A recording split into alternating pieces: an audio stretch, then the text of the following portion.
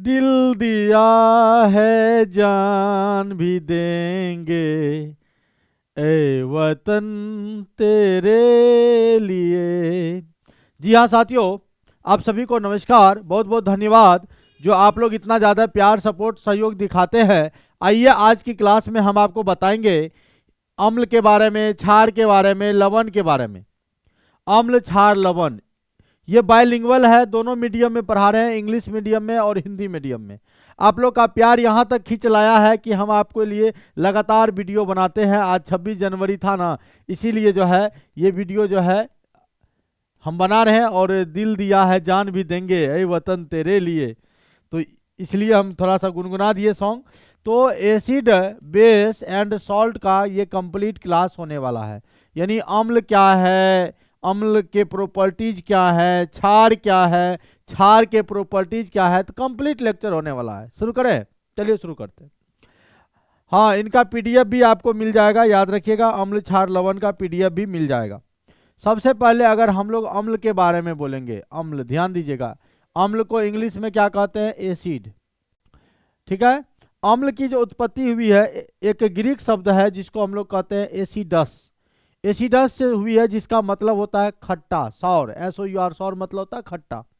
कि अम्ल देखे कि बहुत सारे खट्टे फलों में पाए जाते हैं, नींबू में, इमली में, है ना। पूरा पीएच मान का ट्रिक भी बताएंगे, और एक गाना सब भी बताएंगे, 7 समुंदर पार में तेरे पीछे पीछे आ गया। देखिएगा वीडियो में पूरा समझ में आएगा।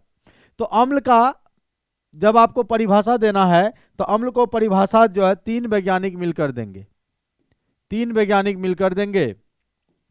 पहला है, याद रखिएगा, आर्हेनियस साहब, पहला है आर्हेनियस, दूसरा है ब्रोंस्टेड और तीसरा है लुईस। आर्हेनियस, ब्रोंस्टेड और लुईस, याद रखना इन तीनों साहब को, आर्हेनियस, आर्हेनियस, ब्रोंस्टेड और तीसरा क्या है भैया, लुईस, या इसको लेविस भी पढ़ते हैं। यानी आर्हेनियस ने अम्ल को अलग डिफाइंड किया, ब्रोंस्टेड ने अलग डिफाइंड किया और लुईस ने अलग डिफाइंड किया। अब एक एक करके पढ़ेंगे कि आर्हेनियस ने क्या कहा, ब्रोंस्टेड ने क्या कहा, लुईस ने क्या कहा, किसके बारे में, तो अम्ल के बारे में। फिर अम्ल जब पूरा कंप्लीट हो जाएगा तब हम लोग क्षार के बारे में आएंगे, तब लवण के बारे में आएंगे। यानी धीरे धीरे हम आपको एक एक करके बताते हैं। चलिए सबसे पहले शुरुआत करते हैं, और देखिए आप लोग भी साथ साथ लिखते चले जाएंगे तो मजा आएगा, नहीं तो आप स्क्रीनशॉट लेते चले जाएंगे और बाद में लिख लेंगे। ठीक है। आर्हेनियस के बारे में अगर कोई पूछेगा तो सबसे पहले शुरुआत करते हैं आर्हेनियस के बारे में। तो पहला नंबर आप भी हेडिंग बना लो और लिखो आर्हेनियस के बारे, आर्हेनियस के अनुसार, आर्हेनियस के अनुसार। अगर कोई इंग्लिश मीडियम वाले लोग हैं तो आप लिखिएगा अकॉर्डिंग टू आर्हेनियस। क्या लिखिएगा, अकॉर्डिंग टू आर्हेनियस। आर्हेनियस साहब क्या कहते हैं, ध्यान दीजिएगा कि अम्ल का परिभाषा ही बड़ा एकदम खूबसूरती से देते हैं, एसिड का डिफिनेशन, कि वे पदार्थ जो जल में घुलकर H+ आयन देता है। आर्हेनियस साहब कहते हैं कि वे पदार्थ जो जल में घुलकर, जल में घुलेगा, हाँ सुने हैं ना, पानी में चीनी जैसे घुले राजा जी, तो भैया जो जल में घुलेगा और H+ आयन देगा वही अम्ल है। किसने कहा था, आर्हेनियस ने कहा था। समझ रहे हैं। यानी ये आर्हेनियस साहब कहते हैं कि वे पदार्थ जो जल में घुलकर, ध्यान दीजिएगा, जो जल में घुलकर H+ यानी हाइड्रोजन आयन, H+ को क्या बोलेंगे, हाइड्रोजन आयन देता है, हाइड्रोजन आयन देता है, अम्ल कहलाता है। याद रखना क्या कहलाता भाई, अम्ल कहलाता है। जो जल में घुलकर H+ आयन देता है उसको हम लोग क्या कहेंगे, एसिड कहेंगे। और एक और डिफिनेशन इंग्लिश में लिख देंगे, दोज सबस्टांस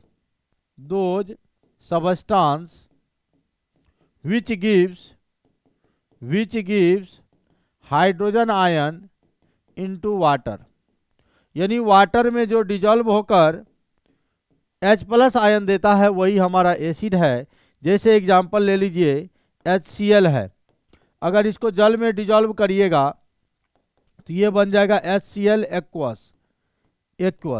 अगर H2SO4 है, इसको अगर आप जल में डुबाओगे, बोले डूब जाओ तो बोलेंगे H2SO4 एक्वस। अगर कहीं भी AQ लिखा हुआ है, AQ का मतलब होता है एक्वस, एक्वस का मतलब होता है जलीय विलयन।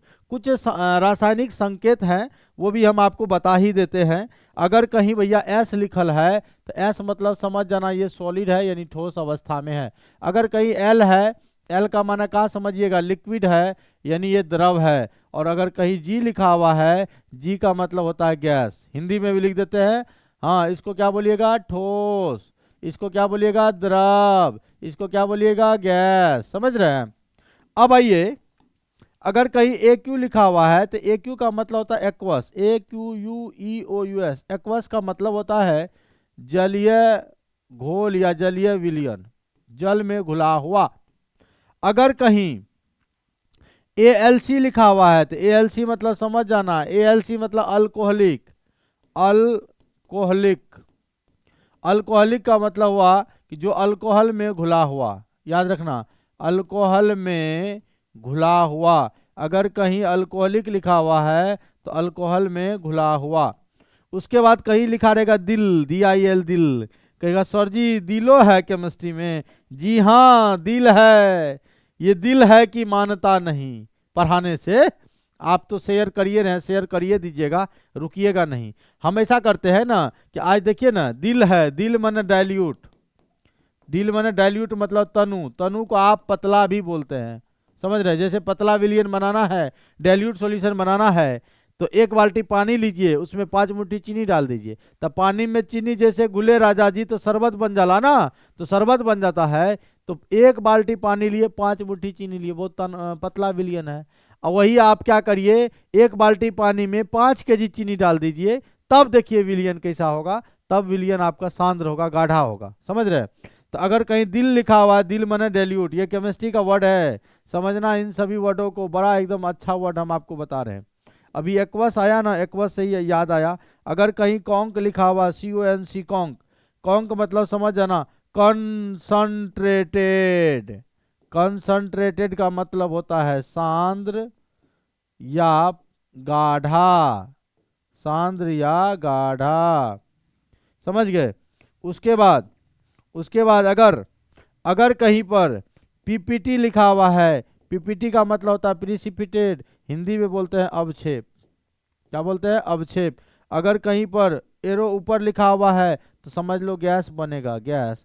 और कहीं अगर नीचे एरो लिखा हुआ है तो समझिए यहाँ भी अवक्षेप बनना है, प्रिसिपिटेट बनेगा। ये कुछ सिंबल है जो केमिस्ट्री का आपको कहीं ना कहीं आपको ये देखने को मिलेगा अगर आप केमिस्ट्री पढ़ते हैं तो। समझ गए। अब आइए, यहाँ परिभाषा तो आपको क्लियर हो गया, डिफिनेशन क्लियर हो गया कि वे पदार्थ जो जल में घुलकर क्या देता है, H+ आयन देता है, उसको आप लोग क्या कहेंगे, अम्ल कहेंगे। ये बात किनका है, तो आर्हेनियस साहब का है। समझ रहे हैं। यानी अब जैसे यहाँ पर एक्वस लिखा हुआ तो समझ जाओगे ना कि जल में घुला हुआ है। अब इस HCl को तोड़ेंगे तो ये हमारा देगा H+ एक्वस। ओहो, कुछ लोग बोले थे कि सर रेड पेन का इस्तेमाल ना करें। H+ एक्वस और उसके साथ दे देगा प्लस Cl- एक्वस। तो बताओ HCl जब टूटा, ये जो HCl देख रहे हो ये भाई साहब, HCl जब टूटा तो HCl टूटा तो H+ आयन दिया, तो इसीलिए ये अम्ल है। अगर H2SO4 को तोड़ेंगे तो ये 2H+ में टूटेगा, उसके बाद SO4 2- में टूटेगा, तो ये हमारा H+ आयन दिया, इसीलिए ये अम्ल है। तो याद रखना, आर्हेनियस साहब ने अम्ल को क्या कहा, अम्ल के बारे में कहा कि जो जल में घुलेगा, जरूर घुलेगा और H+ आयन देगा, वही अम्ल है, भूलिएगा नहीं। अब आइए, आर्हेनियस के बारे में समझ गए। पहले मैं डिफिनेशन सबका बताता हूं, फिर आगे चलूंगा। आर्हेनियस के बाद आप आ जाते हैं ब्रोंस्टेड के पास। किसके पास, 2 नंबर में दूसरा वैज्ञानिक है ब्रोंस्टेड। ब्रोंस्टेड के अनुसार, ठीक है, यानी हम लोग कहेंगे according to Bronsted. Bronsted Bronsted साहब देखो क्या कहते हैं, ये अम्ल को डिफाइन करते हैं कि वे पदार्थ जो प्रोटॉन त्याग करता है। याद रखना कि वे पदार्थ जो प्रोटॉन त्याग करता है, वे पदार्थ जो प्रोटॉन त्याग करता है वही हमारा क्या है, अम्ल है। वही हमारा क्या है, अम्ल है। यानी इंग्लिश में बोलेंगे those substance which donate proton, which donate proton, जो प्रोटॉन को डोनेट करता है वही आपका एसिड कहलाता है। जैसे मान लो हाइड्रोजन है, तो हाइड्रोजन अभी न्यूट्रल है, उदासीन है, कोई चार्ज नहीं है, तो Z बराबर 1 होगा, P बराबर 1 होगा, E बराबर 1 होगा, होगा ना।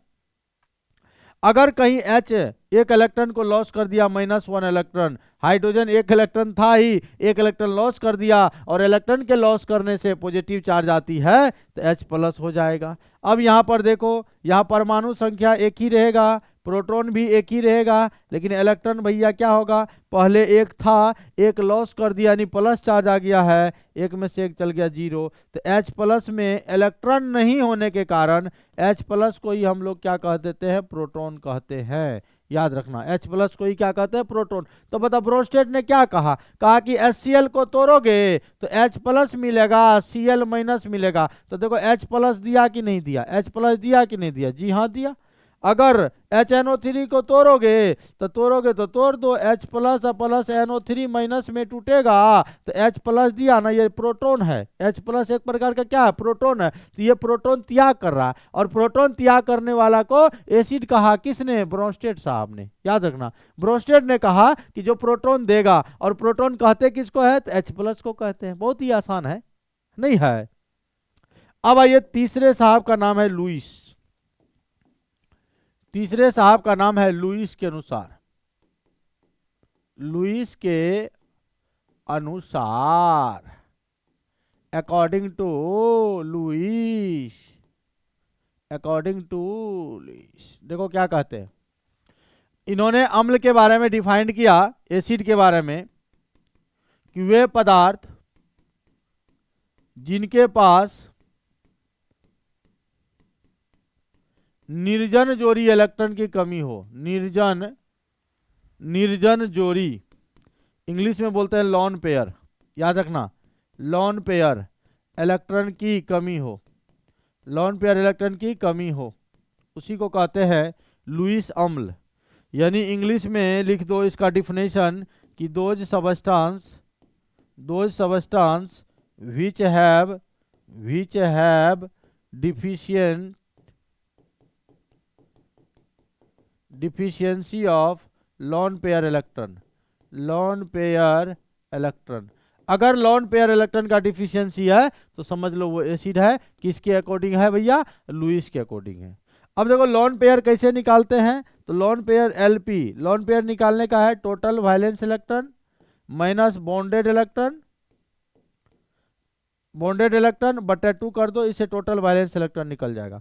जैसे मान लो NH3 है, NH3 के नाइट्रोजन में लॉन पेयर है कि नहीं है, इनको चेक करना है। तो LP बराबर लिखेंगे, टोटल वैलेंस इलेक्ट्रॉन नाइट्रोजन का होता है 5, उसमें से 3 हाइड्रोजन के साथ खर्चा होगा तो -3 लिख दो, बटा 2 कर दो, 5 में से 3 गया 2, 2 बटा 2 कट के आएगा 1, तो हम लोग कहेंगे नाइट्रोजन के पास एक लॉन पेयर है। लेकिन जिसके पास लॉन पेयर है वो लुईस क्षार होगा।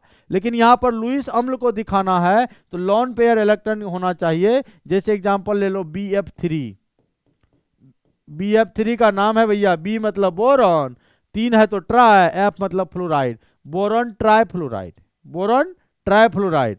अब देखो बोरॉन है, बोरॉन का 3 इलेक्ट्रॉन होता है बाहरी कक्षा में। अब फ्लोरीन के बाहरी कक्षा में 7 इलेक्ट्रॉन, 1 2, परमाणु संख्या 9 होता है, 2 और 7, तो 7 होगा बाहरी कक्षा में। तो 1 2 3 4 5 6 7 फ्लोरीन है, 1 2 3 4 5 6 7 फ्लोरीन है, 1 2 3 4 5 6 7, ठीक है। अब फ्लोरीन चाहता है कोई एक इलेक्ट्रॉन मुझे दे दे अष्टक नियम पूरा करने के लिए, तो ये बोरॉन से एक इलेक्ट्रॉन पैसा ले लिया, पैसा ले लिया, पैसा ले लिया, ले लिया। अब बोरॉन कहता है एक दिए हैं तो एक दो, ये खुश हो गया, का है कि 7 इलेक्ट्रॉन इसका खुद का था, एक लिया, 8 हो गया ना, ये बेचारा खुश हो गया। लेकिन बोरॉन कहता हम दिए हैं तो हमको भी दो, बोरॉन भी एक इलेक्ट्रॉन ले लेता। लेकिन फिर भी बोरॉन रो रहा है। इसको पूछा कीजिए क्या हुआ नूनू रे, क्यों रो रहा है, तो कहता है कि हमारा जो है अष्टक नियम पूरा नहीं हुआ। कैसे, 3 इलेक्ट्रॉन इसका खुद का बोरॉन का, और 3 इलेक्ट्रॉन इन तीनों से लिया है, तो 6 ना हुआ क्या, 8 पूरा पाया नहीं। इसीलिए इसके पास एक जोड़ा इलेक्ट्रॉन की यानी एलपी की लोन पेयर इलेक्ट्रॉन की कमी है, लोन पेयर इलेक्ट्रॉन की कमी है, इसीलिए इसको हम लोग BF3 को लुईस अम्ल कहेंगे। क्या कहेंगे, लुईस अम्ल कहेंगे। तब इसको जो है आएगा आएगा एक जोड़ा इलेक्ट्रॉन कोई देगा, तब कहेगा नुनु चुप चुप चुप तहू ले ले रे, तब ये क्या करेगा, एक जोड़ा इलेक्ट्रॉन दे देगा। समझे। तो आपने देखा आर्हेनियस को, आपने देखा ब्रोंस्टेड को, आपने देखा लुईस को। वीडियो लंबा ना हो इसलिए हम क्लास को चाहते हैं सर जी, एक बार आप स्क्रीनशॉट ले लो पहले, तब हम क्लास को करेंगे। स्क्रीनशॉट आप इसका ले लिए, इसके बाद हम थोड़ा बैक करते हैं, इसका भी आप स्क्रीनशॉट ले लो। जब आप इसका भी स्क्रीनशॉट ले लिए तो इसका भी ले लीजिए, ले लिए। उसके बाद इसका भी ले लीजिए। ओहो हो, एक और होगा ये वाला, ये भी ले लीजिए, ले लिए। तो चलिए आज के लिए इतना ही, फिर मिलते हैं अगले वीडियो में। बहुत बहुत धन्यवाद।